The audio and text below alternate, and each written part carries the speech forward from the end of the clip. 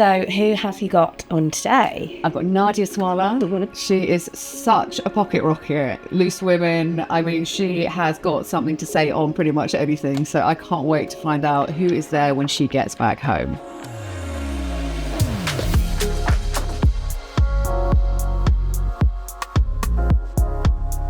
Nadia, the friend I've never met. I feel like I know you. We do feel like that, don't we? Because I've admired you from afar. So I feel like I know you. So it's really nice to be here with you. Ditto, it's a coffee catch up. So when I say the word sort of support network, who is that one person who has really backed you and had your back to the end? My dad is the most magical, mystical, fascinating person, the most incredible storyteller, never raised his voice at us, was always so kind and supportive and funny. So he gave me very advice. It always gave me huge respect. And how did that respect look? Well, just whatever nonsense I was talking, because recently he said to me, until you were about 35, your brain was blancmange. But I never knew that. He never let me know that. He would just we would talk for hours and hours and hours.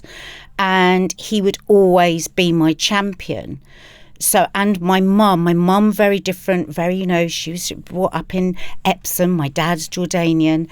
And they were just an amazing couple for that, because my mother's very sort of, well, don't be silly. A compliment from my mother is I might say, Mum, do I look all right for where we're going? Something like that. And she'll say, oh, absolutely. There'd be far worse sights than you there. And that was a compliment from my mum. But my dad would go, of course, the stars and the moons, you're beautiful. So it was a really good balance. My mum was very practical and very grounded, and my dad was airy-fairy, if you like. So they were always my support network. And I would say to anyone who's a parent now, be patient, because some of the advice my father gave me now falls into place. Even now at 60, I'll think of things that he said and I go, God, I know what he meant. Like what sort of stuff? He always used to talk about the layers, because everybody's in a rush, aren't we? We all want to just achieve things in a certain way, and we want to follow one road and one line. And he would always talk about the layers. Like a millefeuille, which is my favourite pastry, if anyone ever wants to get me a pastry, that has layers and layers of pastry. And he would talk about the layers and layers, and that it takes a very long time. I suppose that's growing up in the part of the world that he did. And I was dissatisfied with something I was thinking about recently, and it just came back to me, those words, the layers.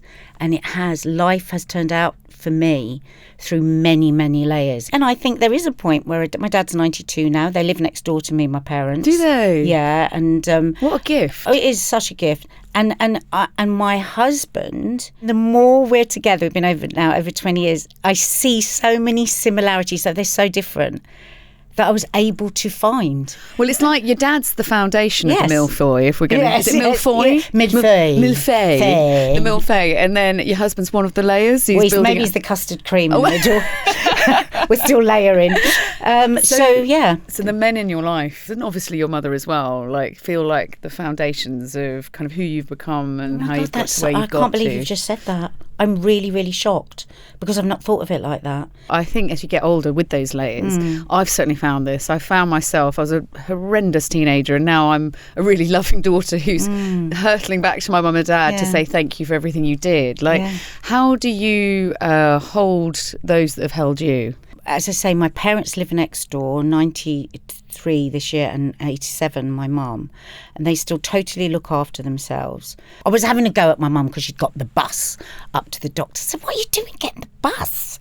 Why didn't you call us? And she was like, well, you're busy. And I went, Mum, you looked after us all our life. First, we want to do that for you. Let us do that for you. My elder sister and I, we cook meals and almost daily for them, but also to give them a break to come to the house.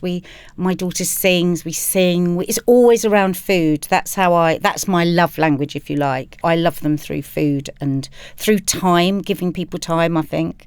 I know it doesn't sound very good, but actually it is the best gift. You just sit with someone. That's it. Yeah. You know, you can have all the wealth, all the money, all the things, all the stuff in all the world, and yet you can have nothing if you don't have time with those you love. I mean, you have 5 children. You know what it means. They will always prefer you to play with them than anything you can buy them.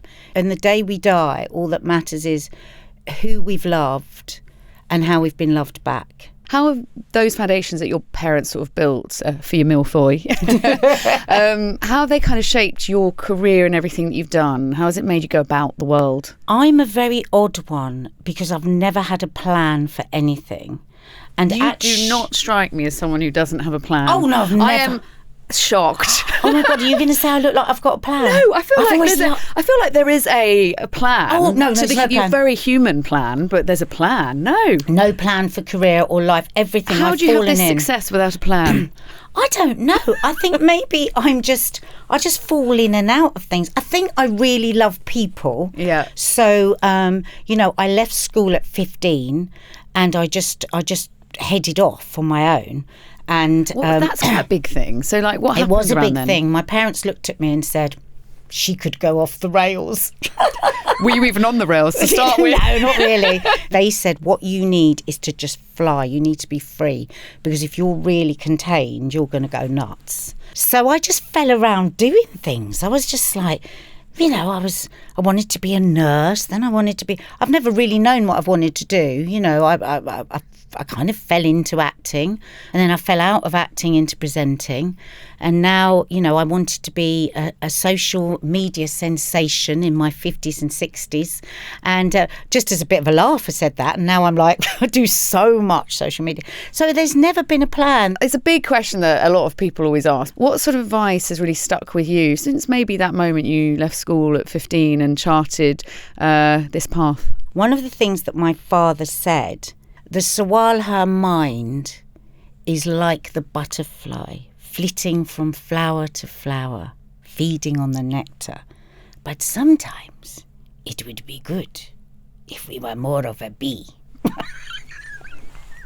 So how's that butterfly bee analogy, how has that been woven into kind of your career and where you are now, would you say? Well, I think for a lot of the time when I was butterflying, I didn't see that as a problem. I didn't want to be a bee. I don't like being told I'm just one thing. Do you know what I mean? I always say this to my daughters. I say, life does not go in one straight path. You will be so astonished the things that will come to you and the things that you will end up loving and wanting to do more. And I think that it was good. It was good. I don't look back and say, I wish I hadn't been that person. But now I'm being at the point that I want to be a bee, and I look forward to the rest of my life enormously. So I think those are the layers now coming in now that my dad had foreseen the bee. Yeah. Where I am settled in what I'm doing. If somebody said to me, what else do you want? I wouldn't have anything to say other than right here, right now is just fantastic. One thing that I have really learnt through life is, and this is what I say to my daughters all the time, happiness is just moments. Don't think, am I happy all the time? Nobody is. We're looking for moments of happiness. I love that. What would you say is the most important thing to you in this moment right now that you would ensure that was worthy enough and important enough to you to ensure against anything that could happen? Well, I mean, I'm not even sure if I should reveal this. I am going to tell you something fairly deep and fairly dark about myself, and maybe even shameful. I've hidden it for many, many years. I would have to insure my reality TV app on my phone. Really? Because it's very precious. Your reality TV. I was literally like, where are we going with this?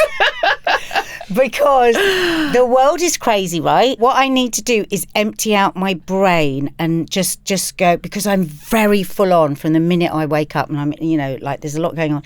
And so reality TV, it's my guilty, filthy secret. Do you know what? How wealthy are you in the sense of like yourself to know what you need? That's what I need. Obviously, if I'm in the mood, I will do some yoga instead or meditate. But mostly I'm knackered. Absolutely lying. Yeah, I just chucked it in. Nobody believed it. I love. Can we just have a moment of all the things you could insure? Right. So I'm just to give some context. You've got your house. Yeah. You know. We can even go family here, Nadia, if we wanted to. I love how reality TV app is above house, above family, above money. Why? Because it keeps me sanity. sane. Yes, which then keeps my family happy, keeps my house standing up. I need to decompress from my own brain, so I tap into somebody else's. I'm also, a huge fan of theatre and all of that, and I love my documentaries. But it's a tool for me to just empty out my brain. And what gift is that to know what you need? Nadia, I love you. Thank you so much for joining us today. Your face was a picture. You were preparing, you were stealing yourself, weren't you? Who knew that Heart and Aviva would be able to get the deepest, darkest secret out of Nadia Sawalha? There you go.